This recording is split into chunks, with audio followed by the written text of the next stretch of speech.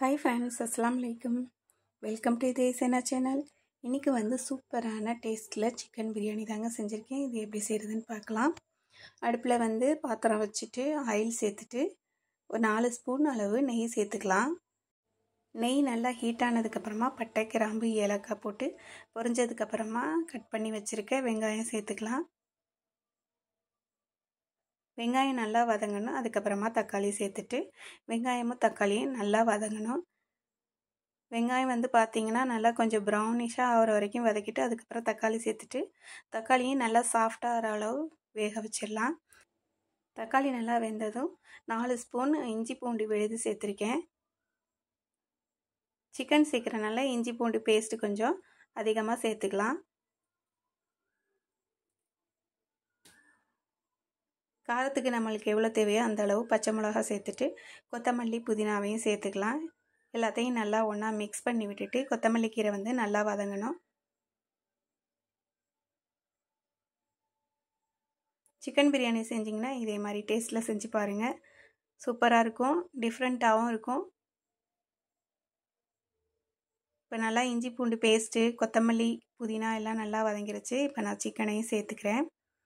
Chicken சேர்த்துட்டு நல்லா mix பண்ணி விட்டுட்டு இதுக்கு தேவையான உப்பு சேர்த்துக்கலாம். சிக்கனில் இருக்க தண்ணியே வந்து பார்த்திங்கன்னா வெளியாகும். அதிலையே நம்ம வந்து இந்த மசாலாலாம் நல்லா வெந்துடும். இப்போ தனி மிளகாய் தூள் ஒரு 3 ஸ்பூன் சேர்த்துட்டு மல்லித்தூள் ஒரு 3 ஸ்பூன் சேர்த்துருக்கேன்.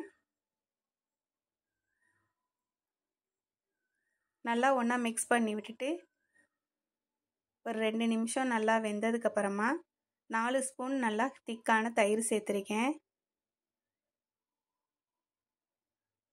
கறியில் இருக்க தண்ணியிலேயே பாருங்கள் மசாலா நல்லா வெந்துருச்சு.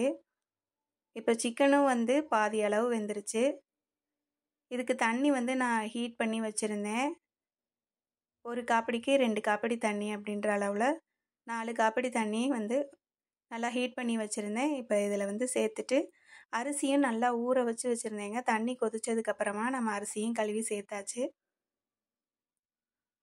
அரிசியை சேர்த்துட்டு அதுக்கப்புறமா பட்டை, கிராம்பு, ஏலக்காய் தூள் சேர்த்துட்டு லெமன் புழிஞ்சு வச்சுருக்கேன். அதையும் இது கூட சேர்த்துடலாம். சேர்த்துட்டு நல்லா ஒன்றா மிக்ஸ் பண்ணி வச்சாச்சு. தண்ணிலாம் வத்திருச்சு. சூப்பராக ரெடி ஆயிடுச்சுங்க நம்மளோட பிரியாணி. இப்போ வந்து தம்மை விட்டுட்டு ஒரு 4 ஸ்பூன் அளவு நெய் சேர்த்து அப்படியே ஒரு தட்டு போட்டு மூடி வச்சுட்டு நம்ம தண்ணியை மேலே ஹீட்டுக்கு வச்சுட்டோன்னா சூப்பராக தம் ஆயிரும்.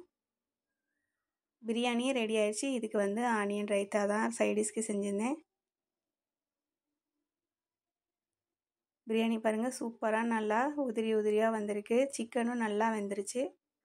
இந்த வீடியோ பிடிச்சதுன்னா லைக் பண்ணுங்கள், ஷேர் பண்ணுங்கள், மறக்காமல் சப்ஸ்கிரைப் பண்ணுங்கள்.